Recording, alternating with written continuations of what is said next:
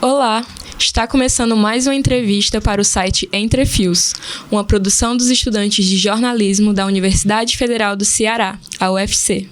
Eu sou Johanna Souza e estou acompanhada dos meus colegas Luiz Carlos Lopes, Camille Andrade e Gabriela Monteiro.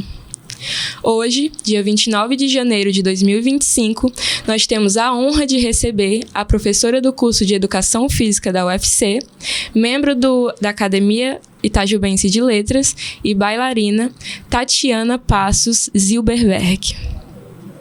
Ela é mestre e doutora em Educação Física pela Unicamp, autora do livro Vermelho Antigo e fundadora do projeto de extensão Mulheres e Novelos, que visa promover a educação em saúde na Universidade Federal do Ceará.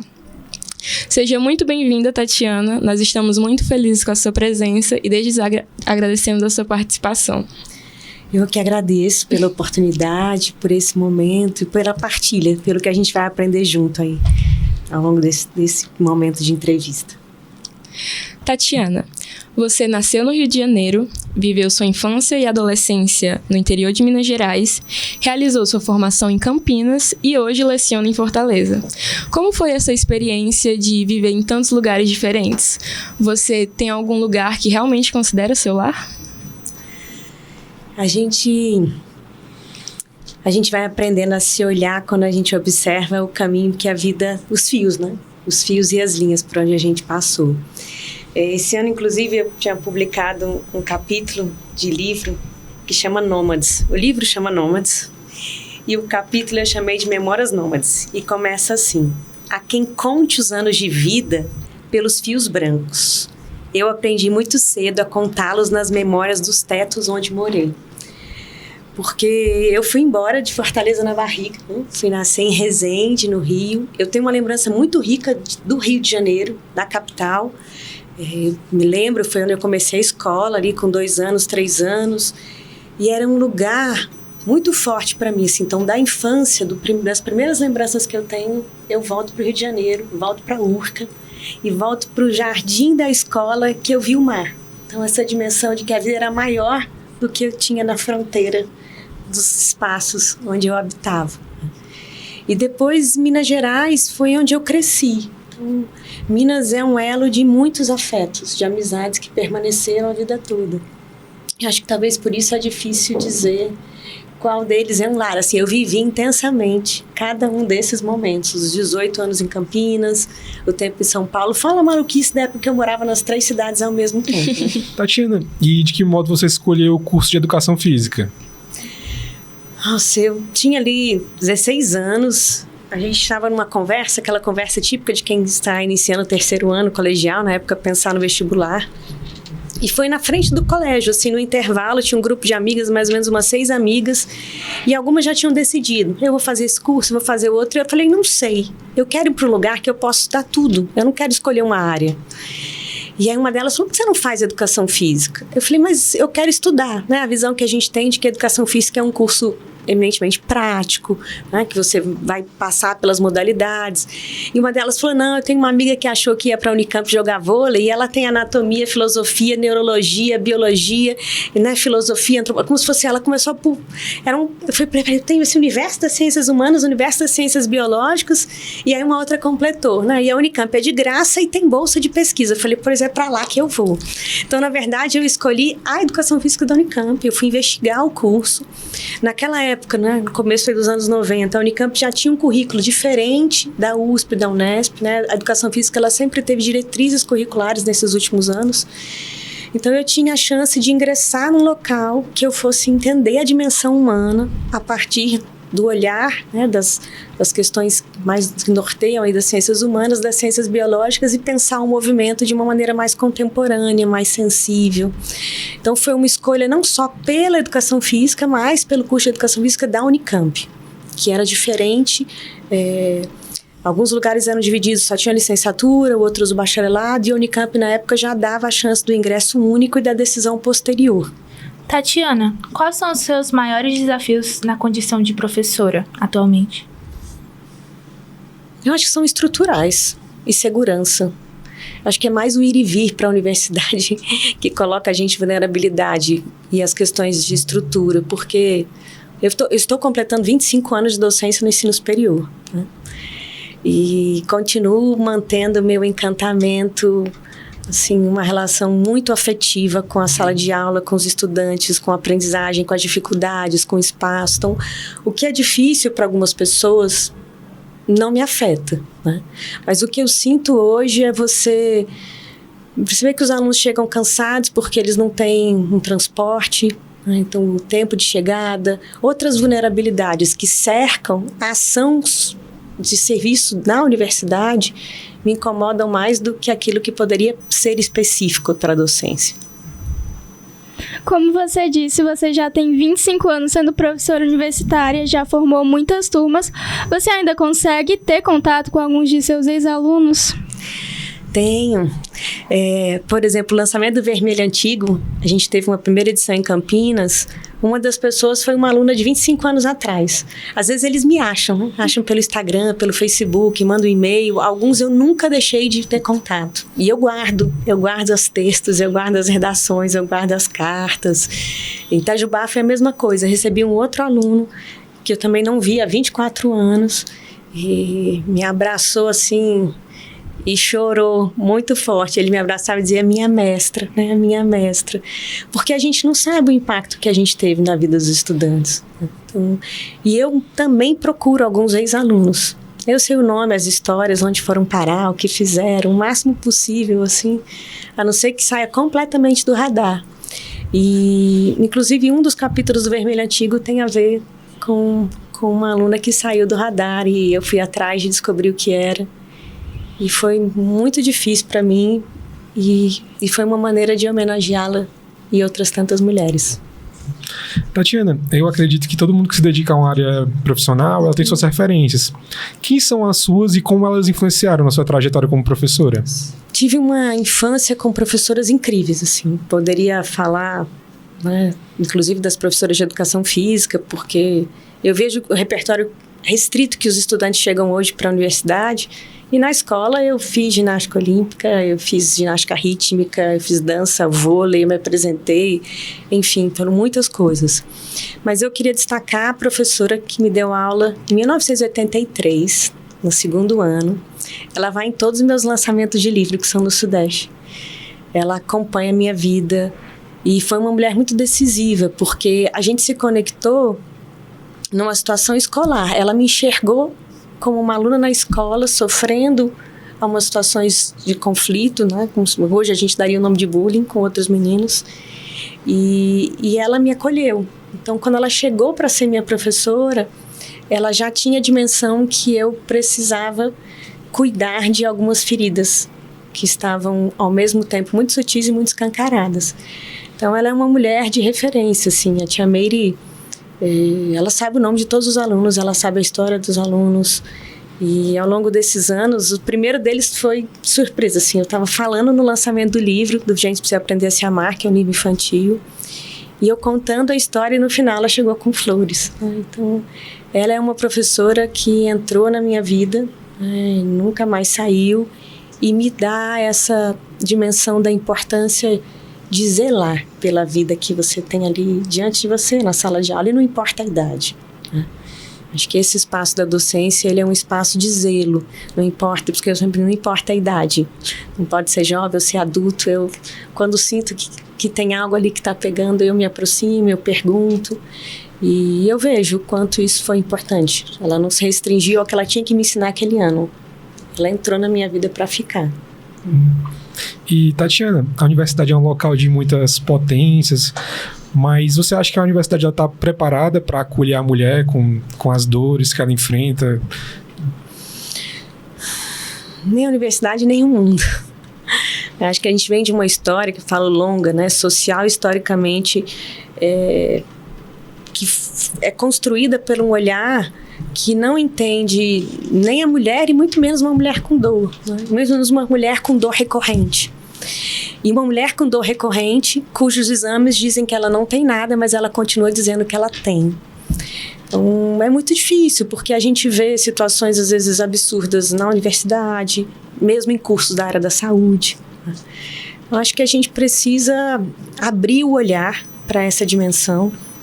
Tem um exemplo, quando eu comecei o Mulheres Novelos, que um professor universitário de um outro estado falou assim: eu tinha uma bailarina na minha equipe e toda vez que ela tinha cólica eu falava: levanta, levanta, você tá com frescura, sai daí, né?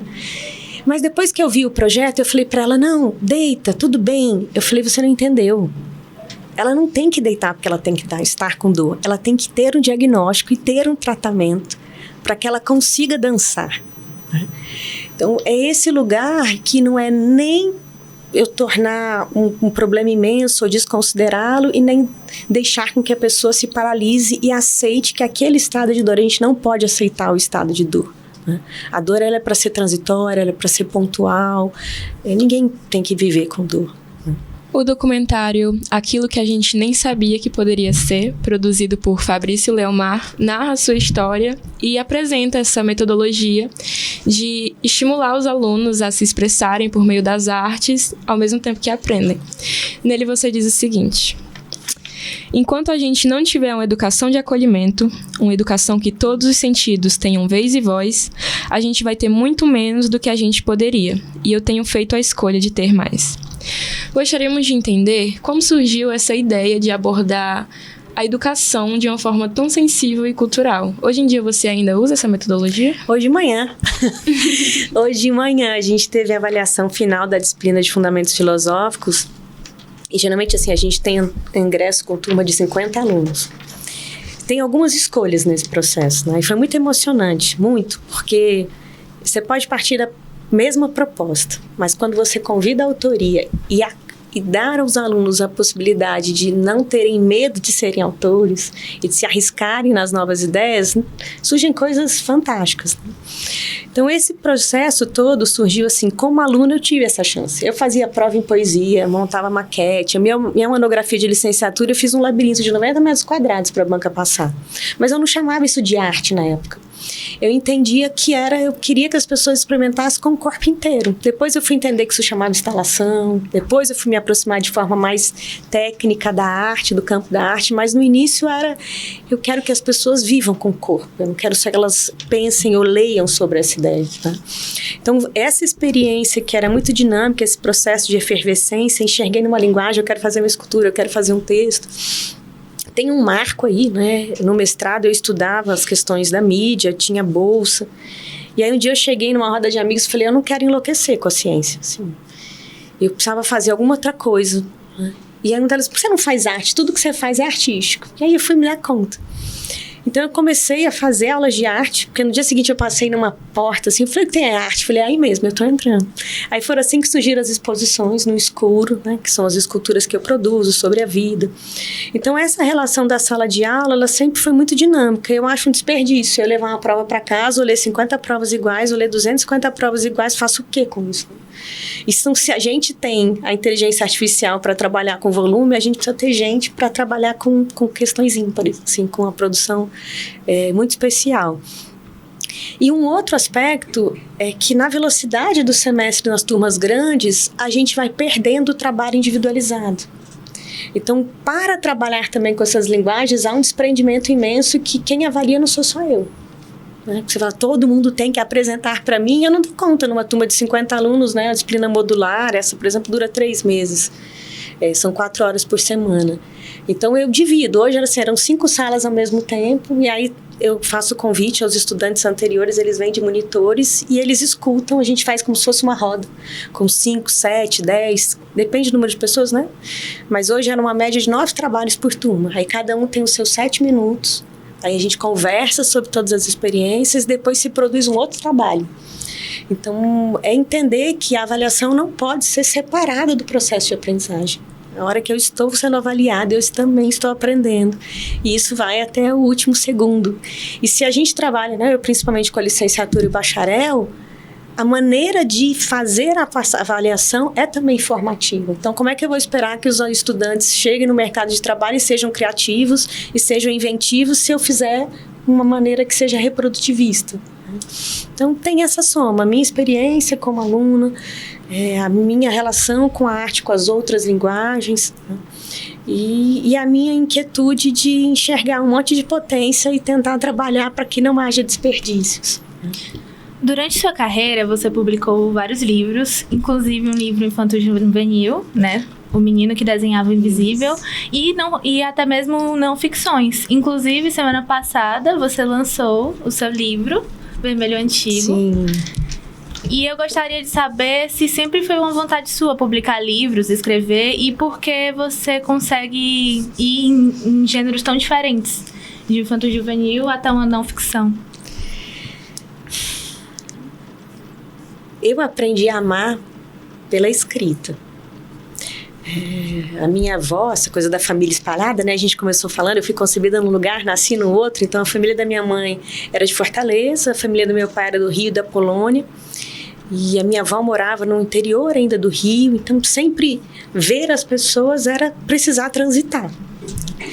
E então, eu vivi essa fase incrível de cartas pelo correio, né? Então, a gente trocava cartas. E minha avó, no meu aniversário de 9 anos, minha avó me mandava poesia. Né? Então, no meu 9 anos, ela era 9 de julho, minha neta querida, enfim, era toda uma poesia. E 9 anos vai completar a neta querida, a princesinha do lar. Então, assim, era uma relação muito afetiva. Essa é uma dimensão. A outra foi para não sucumbir, assim, viver com dor, sem resposta, e ser taxada de hipocondríaca, de exagerada, e... Estou falando, na época, eu vivia num grande centro, eu tinha acesso a muitos exames, eu já tinha o doutorado, então eu já tinha feito anatomia, tinha feito neurologia, psicologia, eu tinha a dimensão do que eu sentia. Então, uma parte da leitura era um exercício de lucidez mesmo. E o trânsito das linguagens, eu acho que é a coerência com a minha liberdade. Não dá para eu pedir aos alunos liberdade e não exercer a minha, né? Mas... eu sempre escrevi muito a partir das coisas reais, das vividas, assim, a minha dissertação, minhas coisas são todas em primeira pessoa, eu existo para os trabalhos, né? Eu não me distancio deles. Mas eu nunca tinha, Vermelho Antigo é o meu livro de ficção, e foi um livro muito visceral, foi uma escrita muito visceral, assim, foram madrugadas, eu digo que eu escrevi as mulheres que gritavam dentro de mim, porque eu ouvi muita dor nos últimos anos, assim, muita dor. E como o Luiz perguntou agora há pouco, e ao mesmo tempo muita incoerência, muita incapacidade de lidar com isso. O Menino que Desenhava Invisível, ele é inspirado numa história real, né? Ele é uma ficção no sentido que eu vou transpondo outras invisibilidades, porque ele foi um livro selecionado para o maior projeto de leitura do Ceará, que é Eu Sou Cidadão, Amigos da Leitura. Então era um livro que circularia não só Fortaleza, mas ele foi para 62 municípios.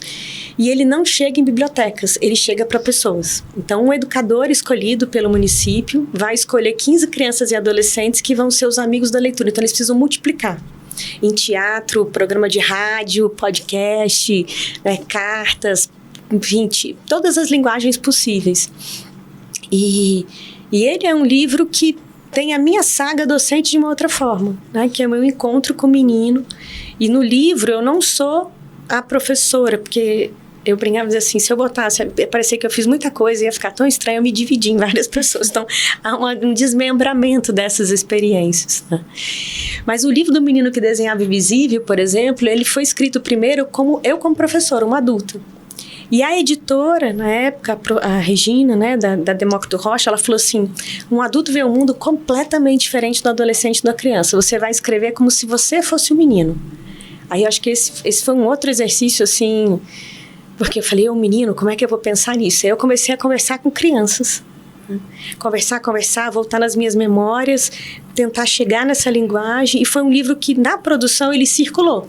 Então, os filhos das minhas amigas e os filhos os alunos dos meus alunos na escola liam, né? E eles foram apontando lacunas, eles foram apontando desejos naquele personagem. Então, ele foi construído junto. A maior parte dos processos, eles são bem dialogados com a realidade a qual eu quero que o livro chegue. Então, tem caminhos bem, bem diferentes. E o Vermelho Antigo, ele foi escrito depois de um curso de escrita criativa na pandemia. Foi um projeto que eu passei a fazer parte da Universidade de Brasília, que é o GCRIA, que é coordenado pela professora Juliana Dias. E foi muito interessante, porque eu fui entendendo que eu podia diminuir meus textos. Porque ela diz assim, escreveu, leu, daqui no mínimo corta 10, depois você corta mais palavras. E aí você vai chegando na essência. E aí cada um deles tem um percurso que tem a ver com uma maneira muito vivida da minha vida, né? Daquele momento, das temáticas. Então é bastante visceral, assim, não tá descolado do que eu acho importante, sabe? Do que eu quero que seja melhor. Mas eu acho que tem a ver com o meu jeito camaleão também. Não consigo ficar em uma coisa só, fazer uma coisa só. Então é um pouco o que tá gritando em mim. E é para lá que eu vou, né? Tatiana, como já citado pela Johanna, você, na condição de professora, se utiliza de metodologias ativas. No seu projeto de Corpos no Mundo, você produziu exposições em ambientes escuros para a formação sensível. Além disso, você também é coordenadora da Companhia de Dança da UFC, que produz performances com temas de urgência social. Como você avalia a importância desses projetos para a experiência tanto discente quanto docente?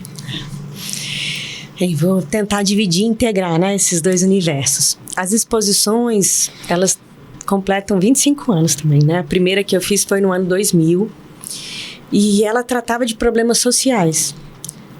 Quando eu comecei a atender as escolas para conversar das soluções para o mundo, eu percebi que apresentar os problemas e pedir para pensar em soluções não movimentava respostas. As pessoas ficavam muito presas em slogans, em chavões ou nas dificuldades de mudança social. E aí eu fiquei estudando uma maneira de pensar uma exposição que trouxesse a dimensão da vida. E eu pensasse a partir disso. E foi assim que nasceu De Olhos no Mundo, que depois foi na ponta dos dedos e virou De Corpos no Mundo, que está instalado na UFC desde 2016. E é muito profundo, porque a gente, no nosso modelo de racionalidade, ele está muito interligado à visão. Então, a gente não se dá conta o quanto a gente julga, né? O quanto a gente não enxerga, usando o modelo de racionalidade mais tradicional e usando essa capacidade, né, do sensível da visão. Então, um dos convites era tirar a visão. Eu vou tirar o órgão que a gente mais usa e a gente vai ter que entender que a gente é o corpo todo e que a gente não vem se trabalhando para ler o mundo com esse corpo. Então, ao longo desses anos, eu tenho questões muito profundas que aconteceram nas visitas. Por exemplo, existem projetos de extensão, como é o caso da Companhia de Dança. Os alunos conseguem ensaiar sem a minha presença. Mas eu não faço nenhuma visita no De Corpos no Mundo sem a minha presença. Porque quando eu fecho os olhos de alguém, desço as escadas vendado e entro num lugar que a pessoa não sabe o tempo que ela vai ficar, o que ela vai tocar, que lugar é esse, e onde ela vai ser tocada, o que ela vai revisitar da vida dela, é uma responsabilidade muito grande. Então, eu estou junto. A gente não sabe, tem pessoas que revisitam emoções que nunca tocaram, tem pessoas que ficam diante de medos que nunca encararam. Então, tem sido uma experiência, assim, incrível. A gente já teve, pegando o gancho com a questão, né, da escola, do Menino que Desenhava Invisível, um grupo de professoras. E ela chorava copiosamente diante do quadro. Ela dizia assim, eu nunca mais vou pedir para um aluno a mesma coisa várias vezes. Quer dizer, quantos cursos de formação a gente ouve isso? Parece óbvio, né? Não adianta só repetir para que alguém aprenda, mas é o modelo que a gente mais usa. Mas ela só entendeu isso quando foi exaustivamente agoniante no corpo dela não conseguir ler uma letra com as mãos. E ao invés dela atender, eu ficar lá, vai de novo, eu fui mudando a estratégia cada vez. Então, eu desenhava nas costas dela, eu pegava o dedo e acompanhava a letra, eu tentava fazer a letra e o som. Então, ela viu que aquela soma de experiências era mais importante do que a repetição de muitas vezes de um mesmo jeito. Então, o De Corpos no Mundo, ele é esse lugar, esse convite que a gente quer aprender a se ver, aprender a ver o outro e aprender a ver o mundo com todos os sentidos. Então, tem pessoas que tomaram decisões de mudança de vida, tem pessoas que redefiniram relações para o corpo, tem pessoas que resolveram encarar o sofrimento muito encolhido, escondido, de abuso sexual vivido. Então, a gente nunca sabe o que vai ter. E a Companhia de Dança, foi um projeto que eu assumi, diferente dos outros que eu criei, concebi. Foi um projeto que eu assumi e que foi criado por uma estudante, a Tanara Alves. No início era coordenado pelo professor Marcos Campos. Só que a gente muda, né? As regras de bolsa mudam todo ano. E ele chegou na minha sala em 2019 e falou, olha, se você não assumir a companhia de dança, ela para. Não pode ser mais um professor e 2 projetos. Aí eu falei, se eu for assumir a companhia de dança, já tendo 3 projetos, eu vou fazer ele num caminho que eu consiga integrar. E aí foi essa ideia de trazer os temas de urgência social para a cena e para o palco. E a gente trabalhou em 2019, principalmente com o tema da endometriose da mulher. Então foi o primeiro grande espetáculo, que foi o Fio por Vez. O Fio por Vez foi o TCC da Tanara, que era a jovem fundadora. Então esse espetáculo foi um TCC que gerou esse produto. E, enfim, se eu for dar um exemplo desse impacto, foi do espetáculo a gente teve diagnóstico de endometriose de diferentes pessoas. E um deles que me marcou muito era um professor da UFC, que a esposa tinha dor desde os 18, ela já tinha 43, já tinha rodado muitos médicos, ninguém nunca tinha falado nessa hipótese. E o dia que ele assistiu o espetáculo, que ele olhou para aquelas cenas e para a narrativa, né? Tem também as narrativas. Ele chegou em casa, olhou para ela e falou, acho que você deve ter endometriose. Aí me ligou, pediu a indicação de um médico e na pandemia ela operou. E hoje está muito melhor do que estava. Então, esse é o papel da universidade. Eu acho que é incrível a possibilidade de você publicar artigos, de você ser classificado por isso, mas a gente pode chegar de várias maneiras. Se eu chegar para uma exposição, para um livro de literatura, para um teatro, para uma performance, para uma roda de conversa, o importante é que a gente mude as coisas com as pessoas, né? E não faça só as coisas para acumular, enfim, produtividade ou produtivismo ou algo de outro nome que a gente dê para isso, né, em algum momento. Então, acho que esses são os 2 exemplos fortes para mim. As mudanças de vida a partir de corpos, tanto para quem participa como para quem guia. Se vocês quiserem um dia, é aberto. E a companhia de dança dos temas. Então, você imaginar que alguém assiste um vídeo ou assiste o espetáculo, né, presencial e olha para aquilo e fala, acho que é isso que eu tenho. E aquela resposta que nunca teve aparece. E aí volta o que eu já disse um tempo atrás agora, né, nessa conversa com vocês. E tem que entender que você pode viver sem dor. A gente merece isso. Tatiana, e nas disciplinas que você leciona no curso de Educação Física, quais modelos educacionais você utiliza, além do modelo tradicional? Eu não sei se eu consigo ser tradicional. Eu acho que quando vocês falaram da metodologia ativa, nem tinha esse nome quando eu comecei, né? E, assim, a única aula que eu dei falando sozinha foi do meu concurso público da UFC. E mesmo assim, eu encontrei 2 olhos vivos, né, que meus alunos que foram me assistir, porque era Júlia, quem é a professora que vai fazer esse concurso e que vem dar filosofia. Esses 2 alunos, coincidentemente, foram me assistir, a Clertiane e o Fabrício Leomar, é o que depois foi meu monitor, foi me orientando no TCC e fez o documentário, né, aquilo que a gente não sabia que podia ser no mestrado dele. A Clertiane também. Então, eu sempre trabalhei com diferentes linguagens, uma relação de escuta, de construir junto, de interagir linguagens. Então, eu começo do vídeo e tem fases que eu boto o vídeo também no teto, eu boto o vídeo na parede grande, porque é muito... A gente perceber como a questão tradicional é muito forte. A gente tinha um quadro branco, um quadro verde, um quadro negro, que geralmente tinha um formato e um tamanho. O que a gente fez na universidade? Fixou o suporte do data show para usar a projeção do mesmo tamanho. E a gente não usa a parede inteira, né? Ou a gente não deixa isso flexível. Então, nas aulas, tem dias que eu inverto à frente, inverto atrás, né? E assim, alguns alunos ainda falam, nossa, isso é diferente. Mas eu já faço coisas, né, nessa perspectiva há 25 anos. E é um quarto de século, né? Mas assim, mesmo as provas também não são tradicionais, assim. Eu fiz uma prova de teste na vida, de marcar a questão. Eu tinha um aluno com paralisia cerebral e ele chegou e pediu, não, faz a prova de marcar, porque para mim é melhor do que eu escrever. Isso lá em Campinas ainda. Aí eu falei, vou pensar. se eu fizer uma prova só diferente para ele, eu não estou incluindo. Eu falei, então eu vou mudar para a sala inteira, vou fazer o inverso. Aí era uma prova de questões para marcar, só que tinha que justificar em 3 linhas, porque ele não teria tanto problema para escrever e eu entenderia por que eles escolheram aquela questão e não outra. Né? Então, usar caminhos não tradicionais também despende um outro tempo. Né? Às vezes eu vou corrigir coisas de uma turma, são 5, 6 horas, mas e tem bilhetinho, é um barato. Então é muito... Acho que é humanizante, de todas as maneiras, porque as questões burocráticas, elas embrutecem. Né? Às vezes a gente é cobrado para justificar o que a gente fez e como fez de várias maneiras. Mas poucas vezes alguém vai entrar na nossa sala de aula e vai olhar para o impacto que aquilo que você está fazendo na vida daqueles alunos. Tatiana, você trabalhou com inclusão no Instituto Rodrigo Mendes e colaborou como formadora nos projetos Portas Abertas para a Inclusão e o Ensino Médio Inclusivo. Gostaria de saber como essa experiência impactou você como professora e como ela impactou sua didática nas aulas diariamente.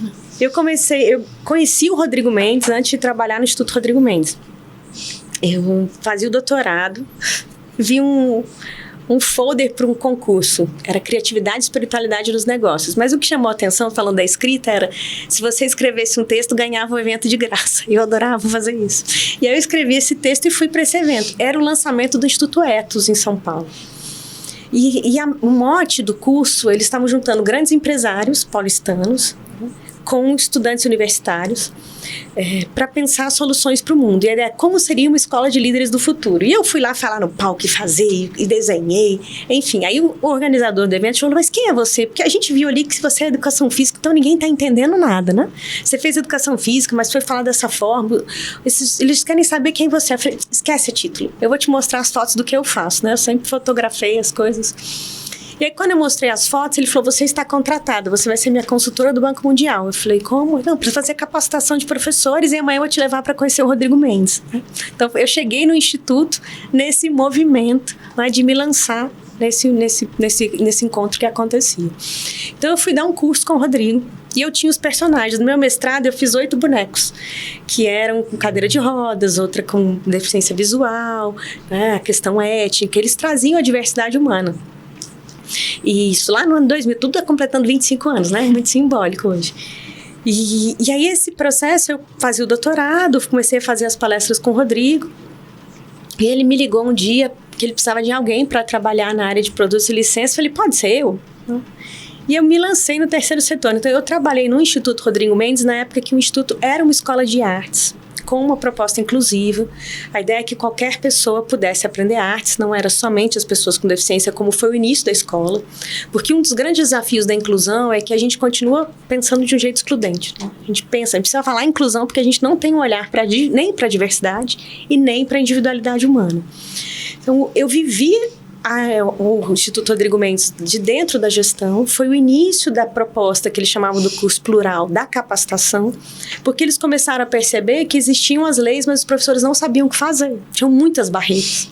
Então, quando eu fui ministrar os cursos, eu sempre falava, olha, mas tem professores na educação física que trabalham na área de educação física adaptada ou em áreas específicas de inclusão. E eles sempre diziam, não, a gente quer porque você faz isso, assim, você tem aulas inovadoras, então você cria formas.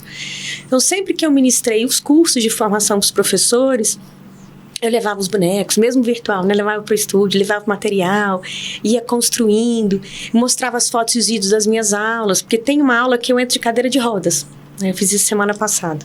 Eu faço já há muitos anos e é muito comum acontecer o seguinte, assim, eles não estão esperando, eu entro na cadeira de rodas, alguém entra me empurrando. E aí eu coloco lá na frente, né? E aí eu falei, quem dança comigo? Aí fica aquela coisa, ri, olha assim, falei, eu quero dançar, quem dança comigo? E na maior parte das vezes, o que acontece? Não sei nesse intervalo de tempo aí o que vocês pensaram, enxergaram, mas na maior parte delas as pessoas vão para trás da cadeira e balançam a cadeira, ou vão para frente da cadeira e balançam a cadeira. Eu falo, você vai ter que dançar com a pessoa, não com a cadeira. Então, a inclusão, ela exige que a gente tenha dimensões da acessibilidade, que é pensar a autonomia para qualquer pessoa, com qualquer sentido, mas envolve eu pensar pessoas e não a cadeira que ela usa ou o recurso que ela precisa. E aí sempre foi assim, foi muito rico esse desafio, porque eu tive contato tanto em capacitações, a gente fazia na época no estúdio, com transmissão para cidades, depois no virtual. E o último deles, que foi um projeto do Instituto Rodrigo Mendes, junto com o Instituto Chamex, foi muito interessante, assim, eu fui dialogando e uma das professoras, ela falou que ela já tinha vivido muitas coisas sobre inclusão, ela tem um filho com paralisia cerebral, mas ela nunca tinha parado para olhar, para construir, como eu construí com elas um caminho para entender. Como a gente é levado a não ver, como a gente é levado a não reconhecer, a não saber como lidar. E quantas questões a gente tem resistências e a gente não identifica. E se a gente não souber o que mantém a gente resistente, a gente não muda. Pode ter estatística, pode ter estudo, pode ter lei, pode ter muitas coisas. O menino que desenhava invisível, que é a história que começa com o menino que tinha 14 anos, né? Não sabia ler e escrever, mas desenhava muito bem. Mas durante 7 anos ninguém viu que esses desenhos eram escritas, só que de uma outra forma. Então, muitas vezes nas formações eu começo por essa história. Eu não fui trabalhar com a inclusão porque surgiu a lei, né? Eu trabalhava com individualidades e aí isso ajudava a entender que a inclusão pede que a gente olhe para individualidades.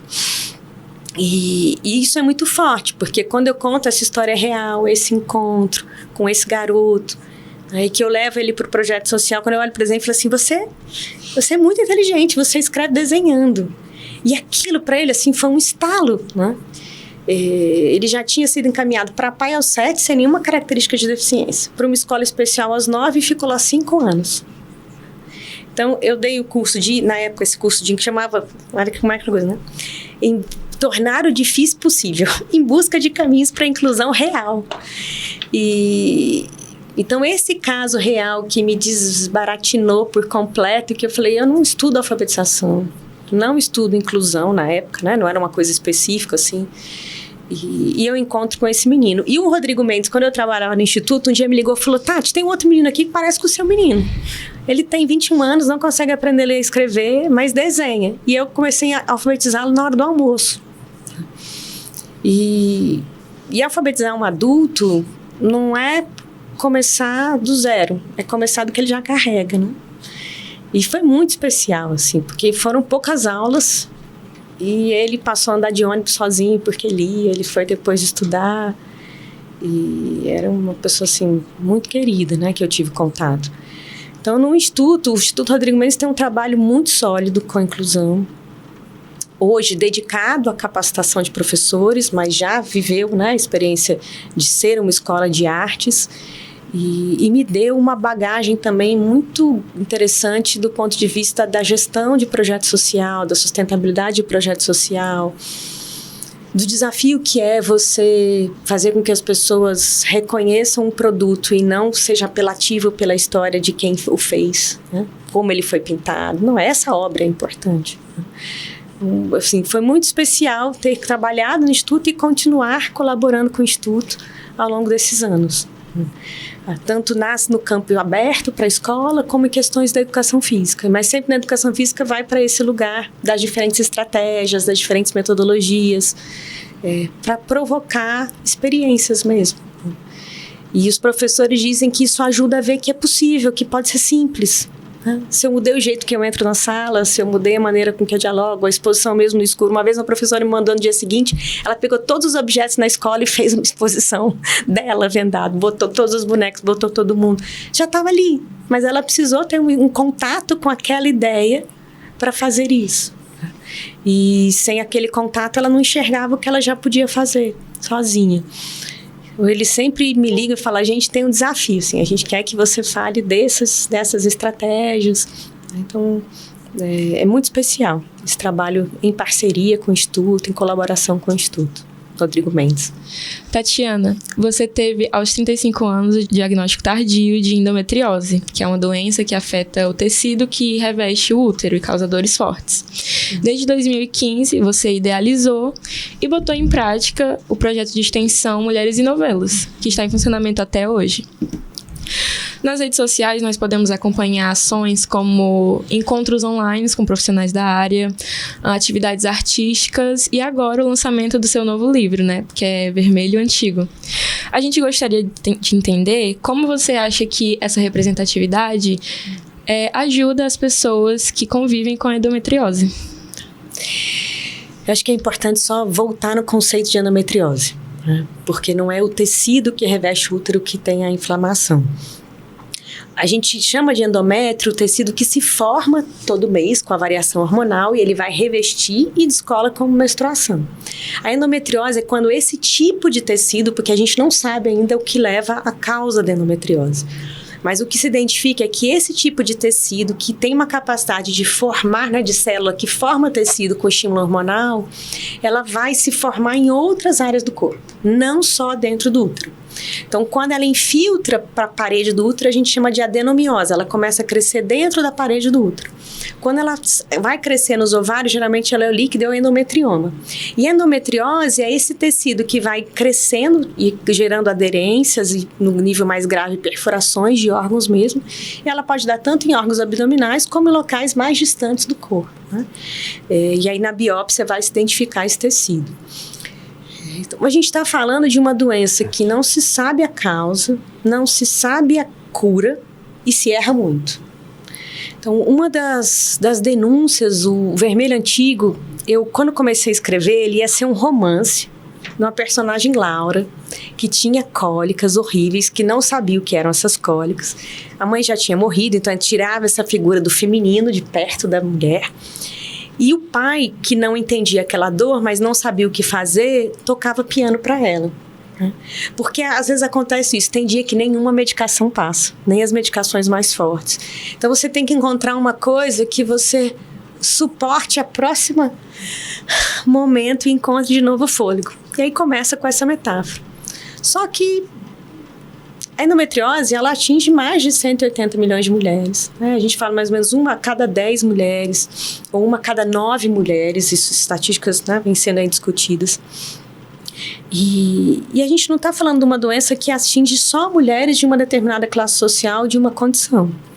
O grande desafio é que no sistema público a gente tem poucos hospitais especializados com equipes multidisciplinares, inclusive com possibilidade de cirurgias específicas. Né? Então, por exemplo, Norte e Nordeste, a gente tem MEAC e UFC. Norte e Nordeste precisa depender dessa instituição. E a gente tem mulheres que moram no interior do Ceará, a gente nem precisa expandir para o Brasil, que não tem condições de pegar um ônibus da prefeitura para poder vir para uma consulta toda hora para fazer a fisioterapia pélvica. E elas precisam de alguns tratamentos. Então, a ideia foi, no início, quando eu comecei o Mulheres Novelos, né, que era o livro. Assim, Mulheres Novelos foi o livro que eu publiquei em agosto de 2013, quando a única gravidez que começou e que não caminhou, eu perdi, né? Eu tive esse beta-HCG positivo e perdi. E aí eu escrevi um diário da minha história, da minha vida e falei, já sei, eu vou publicar esse livro no mês que o bebê nasceria e vou falar disso. Eu fiz um Facebook na época, pelos lançamentos do livro. E 2 anos depois, eu recebi um telefonema de uma professora universitária, na época da UFCA, né? E falou, olha, eu preciso te conhecer, porque eu li o livro e eu tenho 3 cirurgias de endometriose e ninguém nunca me disse que se eu fizesse exercício, se eu mudasse a minha alimentação, eu poderia ter saúde. E eu não falo nem a palavra endometriose para as pessoas. E ela veio me visitar com flores. Quando ela chegou com flores para me conhecer, eu dei conta que eu não tinha dor naqueles 2 anos, eu tinha conseguido construir um protocolo multidisciplinar, né? A partir da busca de alguns profissionais, assim, eu ia percebendo, porque eu falei, se eu fiz um doutorado, eu sei, pelo menos vou investigar a minha vida. E por que Mulheres Novelos começa nisso? Porque um médico me disse que eu viveria com dor pro resto da vida e que minha chance de engravidar era 1%. Então, o vermelho antigo, ele também responde a essas violências. Então, se você entrar num consultório buscando uma resposta e você escuta isso de um médico, não dá para aceitar. Não dá para aceitar em várias camadas. Eu não posso aceitar isso como mulher, eu não posso aceitar isso como professora, eu não posso aceitar isso como pessoa. E nesse sentido, assim, o livro e o projeto, ele foi se transmutando. Então, muitas das ações ao longo desses anos, elas foram construídas porque eu conhecia uma estudante, ou uma mulher fora da universidade, ou uma mulher no interior. e que eu falava, do jeito que o projeto está funcionando, ele não chega. Então, eu vou fazer de outra forma, eu vou produzir uma outra ação. O grande desafio é que isso vai abrindo uma frente imensa, né?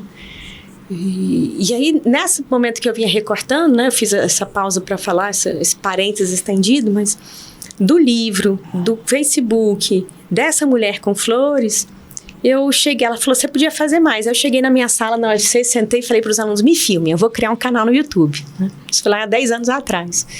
E eu comecei a falar de endometriose. Só que eu vi que falar da doença parecia que eu ainda estava falando para quem já tinha dor ou para mulheres. Não, a gente precisa falar para todas as pessoas. Às vezes é o pai, é o professor, é o namorado, né? O Luiz se aproximou do projeto muito para entender isso como homem, como companheiro.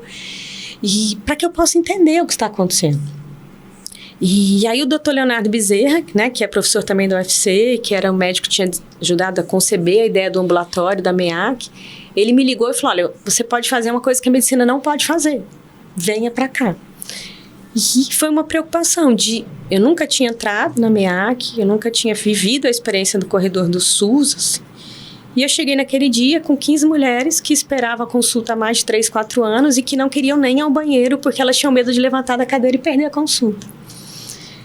Então, na época eu fiz um jaleco com manga amarela, ia com fone de ouvido, com novela, e dei o convite. Enquanto vocês esperam pela consulta, vocês não querem entender o que está acontecendo com o corpo? Né? Porque a gente ensina um monte de coisa na escola, mas a gente não ensina anatomia, a gente não ensina a lidar com dor, a gente não ensina a lidar com frustração, a gente não ensina a lidar com medo, a gente não ensina a lidar com perda. Então, onde a gente aprende? E há um desafio. Às vezes tem algumas mulheres que falam assim, o que fazer esse espetáculo vai mudar na minha história? Acho que cada área profissional vai conseguir o seu impacto à sua maneira. O que a medicina pode fazer, o que ela pode fazer, o que a enfermagem, mas... Eu trabalho como professora e o meu lugar é a de educação. Então, eu tenho mulheres, né, que estão na zona rural ou que moram no interior e que vão aprender. Agora a gente está com, por exemplo, uma participante que tem vindo nas salas virtuais, que é de Goiânia, num local que não existe um tratamento especializado, não tem um projeto. Ela descobriu pela internet, então, de dentro da casa dela, ela consegue aprender, né? A gente até publicou... esse livro que é uma coletânea de projetos de extensão e pesquisa no Brasil, e aí tem 2 capítulos do Mulheres Novelos, um das oficinas de consciência corporal, e a ideia foi da autonomia mesmo, né? Esse é um livro que você pode baixar em download gratuitamente, então tem todo o trabalho sistematizado e o de exercícios também, porque existem coisas básicas, se a gente fizer, né? Aí aqui o de exercício você tem toda a sequência. E aí explicar por que muda, por que não é só a cirurgia, por que não é só a medicação. Voltando à história tradicional, a gente falou muito sobre o jeito de ensinar, mas a medicina, ela olha ainda de uma forma muito tradicional. Eu penso a anatomia dos órgãos separados, eu penso o funcionamento isolado. E a endometriose é uma doença extremamente desafiadora para isso, porque você tem mulheres, por exemplo, com todos os órgãos colados e nenhuma dor. E mulheres com pouco foco e com dores insuportáveis que desmaiam. A gente tem desde meninas de 12 anos que desmaiam em todas as menstruações, né? Como mulheres que têm tudo colado e engravidam, como aquelas que têm pouco foco e não engravidam. Então, você passa por uma relação de dores repetidas, da vergonha de ficar manchada de vermelho, né? A história do vermelho antigo no livro, ela passa por muitas dessas coisas. Eu e outras mulheres usam preto e escuro quase a vida toda. É muito raro usar uma roupa clara. Você não sabe quando você vai vazar, você não sabe quando você vai manchar, né? Você começa a não fazer planos para a vida, porque você tem medo de passar mal, você tem medo de não aguentar, né? Muitas mulheres deixam a vida sexual muito cedo, porque elas têm dor na relação, elas não conseguem conversar com o parceiro ou o parceiro não entende, né? E a relação, se eu tenho dor numa relação e tenho silenciamento, eu tenho abuso, não importa que isso é de alguém que eu tenho um compromisso. Então, muitas mulheres abandonam a vida sexual ou não iniciam a vida sexual. E aí, nesse pacote todo, tem o grande aspecto da maternidade, né? E dos lutos. Então, assim, a gente às vezes conversa, o projeto Mulheres Novelos, ele não é um projeto da política dos grandes números. Assim, a gente atinge muitas mulheres a partir daquilo que a gente produz, mas a gente trabalha muito acompanhando algumas histórias de maneira muito profunda, né? Por isso, bem pedagógica e eu sempre fico cuidando de me chamarem de professora, né? Mais que eu tenha doutorado, mas era esse lugar assim, o meu lugar é da docência nessa relação, e é o lugar da mulher. Eu tô falando de uma coisa que eu vivi, que eu entendi, que eu sei. E algumas delas no início achavam que eu conseguia viver bem porque eu podia ter acesso a plano, ou porque eu tinha uma outra condição financeira. Mas quando várias mulheres do projeto começaram a melhorar, mudando a alimentação, fazendo exercício com o que tinha de recurso, aceitando um trabalho, né, de acompanhamento psicológico. A gente tem, por exemplo, toda a primeira semana do mês é com a Ana Cristia Martins, que é a psicóloga. É um encontro, é o dia da escuta acolhedora. Aí com o doutor Leonardo a gente tem escuta clínica, porque a mulher está esperando 3 anos para ir para consulta, aí fica tão nervosa no dia que não faz nem as perguntas. Então a gente ensina para elaborar as perguntas, ensina a saber as dúvidas, né? Você saber o que você vai perguntar, você entender os nomes, tem tanto nome, né? Começa a ler exame. E aí a gente vai alternando com outras práticas. A gente tem dia que a gente dá aula de práticas corporais, que a gente chama de escuta corpo, né? Percebe que se você sentar diferente, se você souber fazer um movimento, você vai conseguir estar melhor, né? Viver melhor. Então, essa relação do amor mesmo pelo próprio corpo, porque a dor tem um dos termos que ela provoca a cinesiofobia.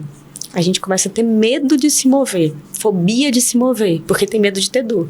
Então, você vê que um corpo com dor, ele geralmente se fecha, ele se trava e encolhe, mas a dor precisa do invade. Ela não tem espaço para sair se eu estiver travada e encolhida. Eu preciso conseguir abrir. E para abrir, às vezes eu preciso ter alguém que me diga que isso é seguro, que isso é possível, que eu vou fazer.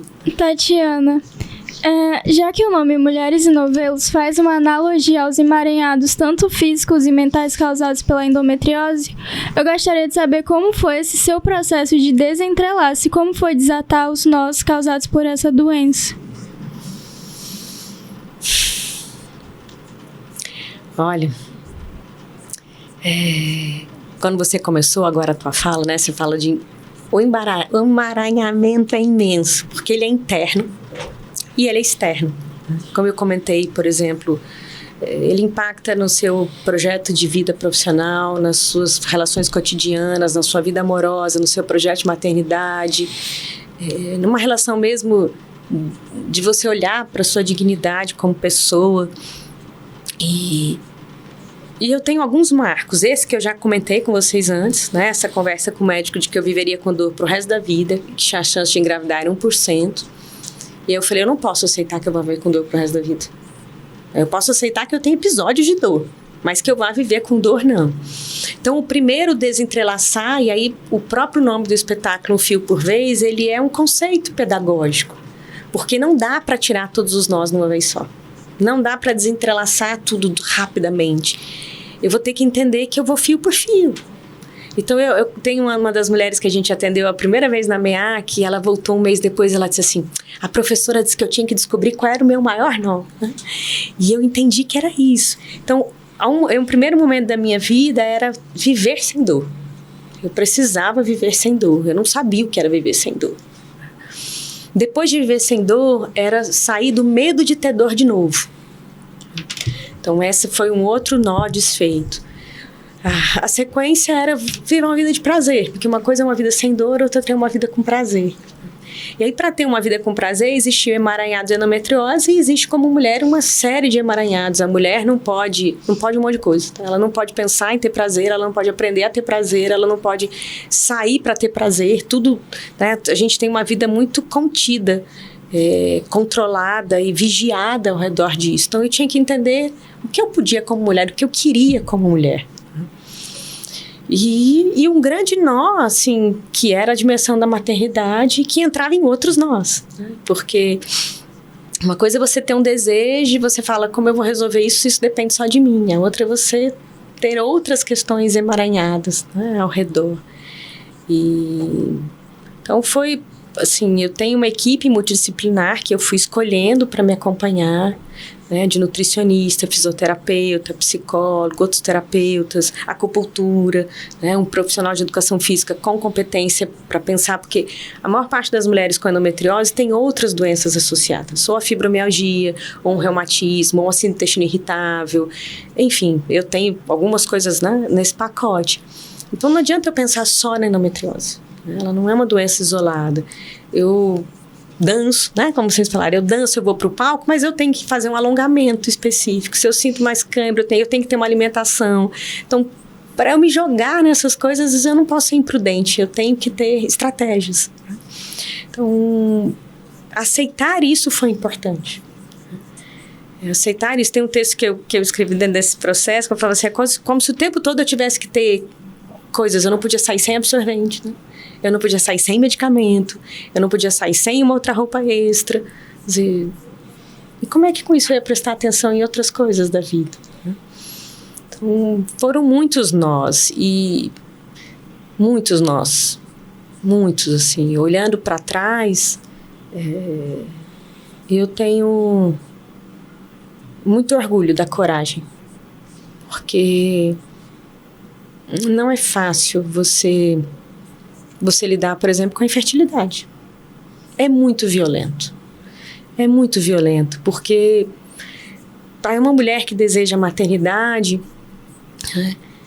você diz assim, seu corpo não consegue fazer isso. E aí, como é que você começa a achar que você também é infértil em outros campos da vida? Aí parece que você vai se enchendo de coisa para parecer que você pode engravidar de vida, assim.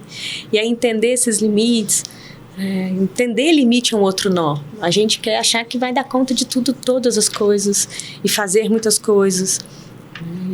E não dá. Tem horas que não dá, tem fase que não dá.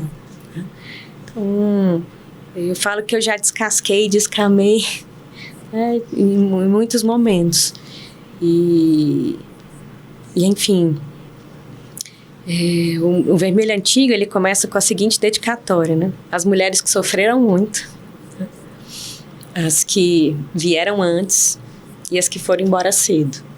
Então, eu também tenho muito cuidado, assim, tento honrar as dores que eu fui encontrando e essa oportunidade mesmo de viver bem, né? De falar assim, eu viver bem, porque eu não conhecia um dia sem dor.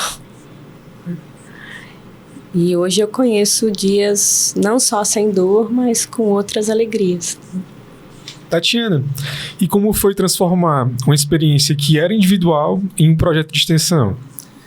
Eu comentei anteriormente das etapas, né? O livro, o Facebook, o YouTube, o corredor da maternidade. Depois a gente teve a pandemia, a gente começou a fazer as salas virtuais. Nesse meio tempo a gente já tinha criado as oficinas de consciência corporal no Instituto. E é uma experiência que ao mesmo tempo ela é singular e ela é plural. Assim, cada mulher sofre de um jeito, mas toda mulher que já sofreu conhece o sofrimento. E isso tem sido muito, muito forte quando a pessoa diz assim, eu entendo que eu não estou sozinha, né? Eu entendo que isso não é só comigo, eu entendo que eu não preciso aceitar que eu vou sofrer, mas eu não tinha dimensão de que aquele diário da mulher que queria entender o que estava acontecendo com o próprio corpo e que vai buscar uma maneira de viver bem, chegasse em outros locais, em outros estados, em outras histórias. E a gente, como eu comentei, né, não sei, eu sei o nome das pessoas que participam, né, eu sei os lugares, algumas vêm visitar, outras eu nunca vi presencialmente. No Vermelho Antigo agora, por exemplo, a Lília veio de longe, com o marido e com a filha, porque ela queria estar presente. E foi uma professora de escola que ela viu o projeto ano passado, e ela começou a participou de todos os encontros. Nesse meio tempo ela fez a cirurgia, então a gente acompanhou o pré-operatório, o pós-operatório, o primeiro dia de fazer o movimento, então a gente fazia no dia do escuta-corpo, agora a gente vai alongar, vai respirar, e aí adaptar, olha, você está operada, você vai fazer dessa forma, você está com dor, você vai deitar na cama, e você que está em pé pode ficar bem. Então essa individualização do processo, e eu acho que esse é um aspecto, assim, o que é comum na minha história dialoga com outras particularidades de outras histórias. E tem uma questão muito presente aí nesse momento, né? A gente passou, por exemplo, pelo Menino que Desenhava Invisível, pelo Instituto Rodrigo Mendes. Tinha uma época que eu tinha um conflito, mas eu vinha de um caminho, eu fiz doutorado numa outra área e o projeto de extensão tomou um caminho tão central na minha vida, né? E tão grande. Mas essa relação, do mesmo jeito que o menino que desenhava invisível, era eu preciso fazer essa tese sobre esse que começa com esse menino, porque se existe um, existem outros. E o Mulheres Novelos é isso. Se existe uma mulher sofrendo e ela não sabe o que está acontecendo, faz sentido que o projeto continue e que chegue em outras mulheres. Quais os conselhos que você costuma dar para as mulheres que estão começando a enfrentar o diagnóstico da doença, da endometriose, e também para os parceiros ou parceiras dessas mulheres para lidar com familiares ou amores que também tem essa relação, né? Porque acaba acontecendo que um parceiro não consegue lidar com a dor que está sentindo, né? Sim. Eu vou falar um pouco das... A gente já teve encontros só com parceiros. Era uma época que tinham muitos maridos, namorados, e eles queriam, e a gente fez um momento separado. Mas eu começo com as perguntas básicas. Então, mulher, você bebe água? Porque a gente não pode culpar a endometriose de todas as coisas que a gente sente. Porque começa, eu tenho problema intestinal porque eu tenho endometriose. Mas você bebe água? Então, a gente começa, às vezes, por aí. Como é que você se alimenta? Quais são os alimentos que você come? Você carrega a sua marmita, ou você come com as coisas na rua? Você observa que o seu intestino varia muito quando você muda a sua alimentação? Você faz exercício físico?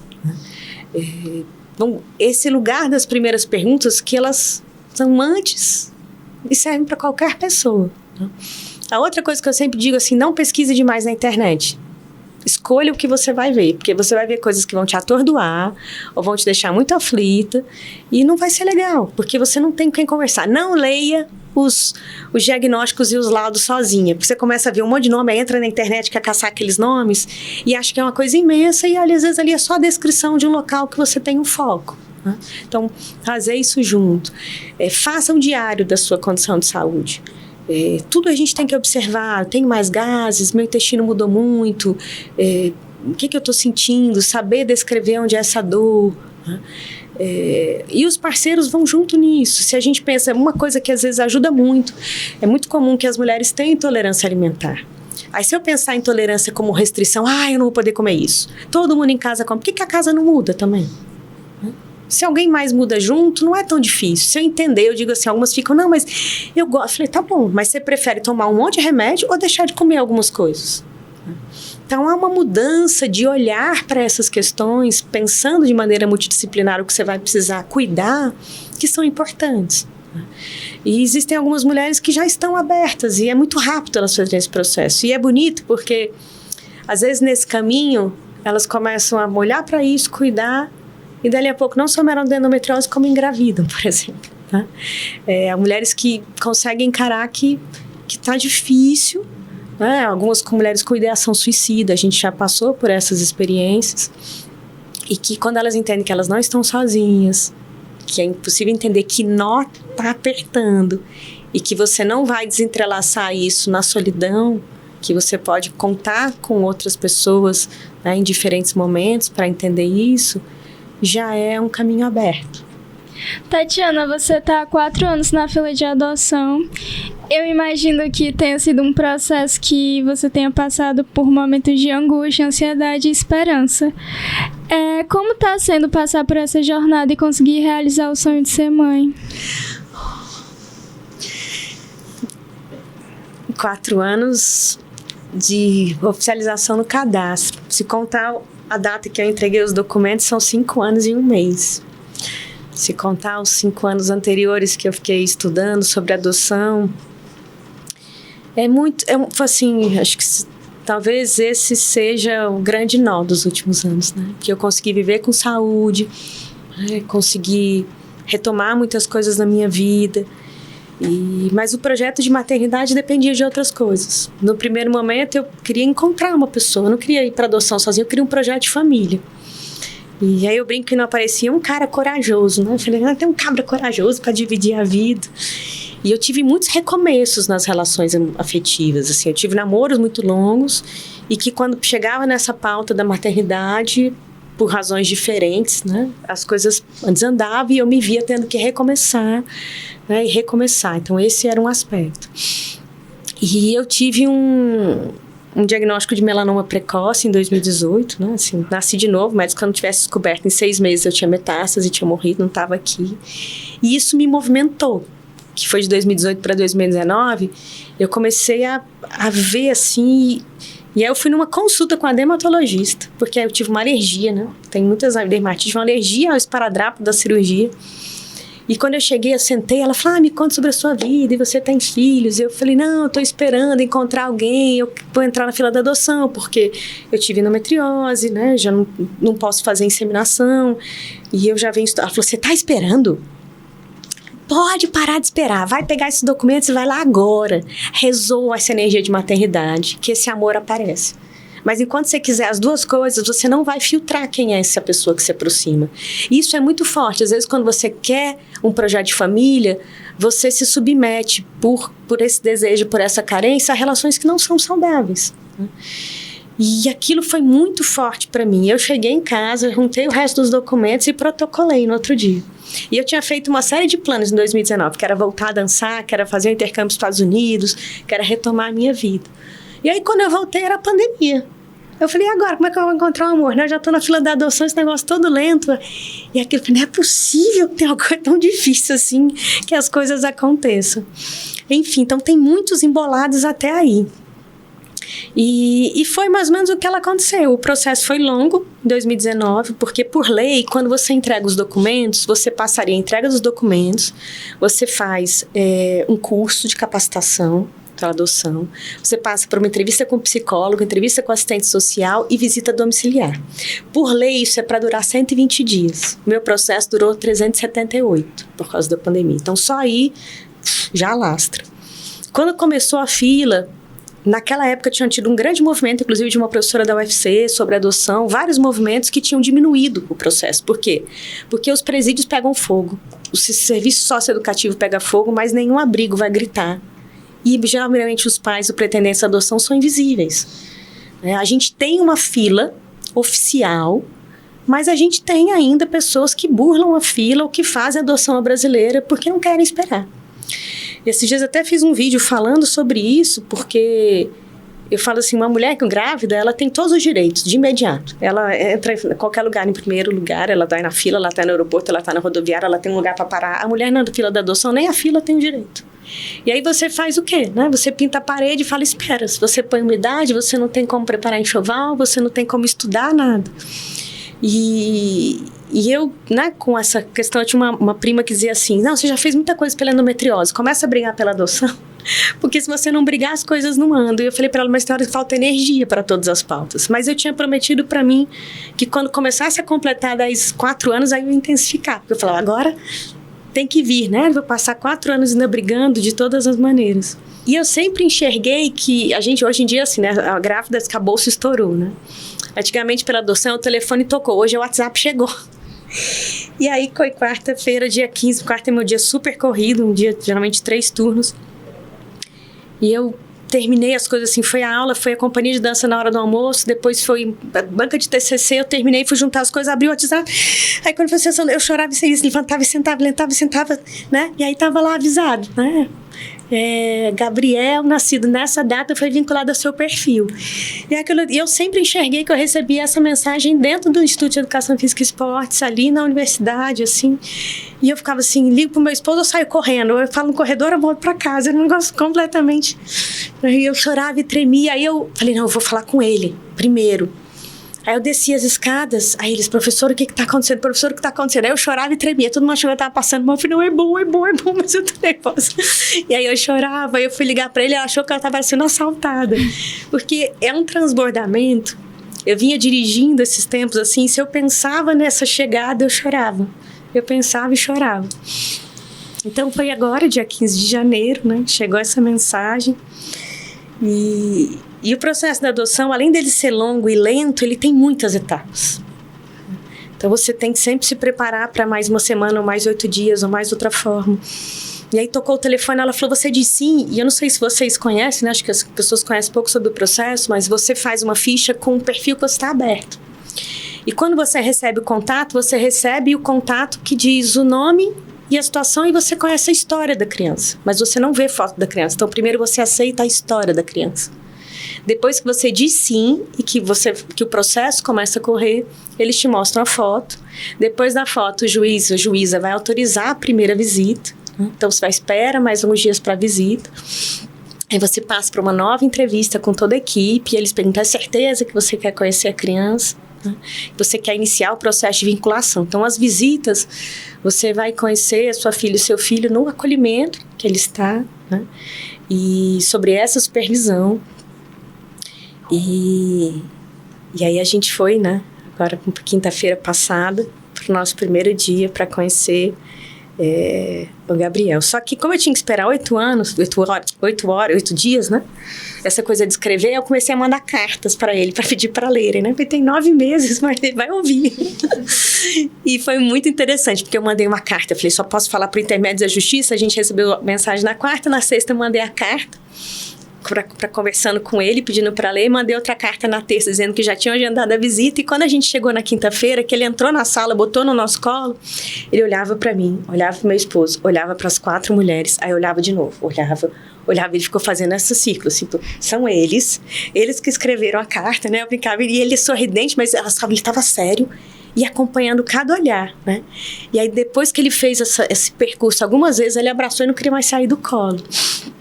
E aí você começa a visitar no turno autorizado, e você tem que ir embora para casa. E você visita e vai embora para casa. E amanhã ele vai embora para casa. E a gente virou a noite ontem para arrumar o quarto e arrumar tudo. E é uma sensação, assim, estrondosa e absurda de sentimentos que você não entende, porque você não tem nem tempo de viver, porque você tem que resolver, né? Então, enquanto uma mulher tem 9 meses, ou se estoura a bolsa, enfim, ela tem 8, você tem 15 dias para descobrir que idade seu filho nasce, o que ele precisa, o que é mais urgente, onde é que você acha, e você montar esse lugar. E aprender questões muito viscerais e profundas, né? Então, assim, é uma experiência transmutadora em todas as fragmentações possíveis nessa palavra.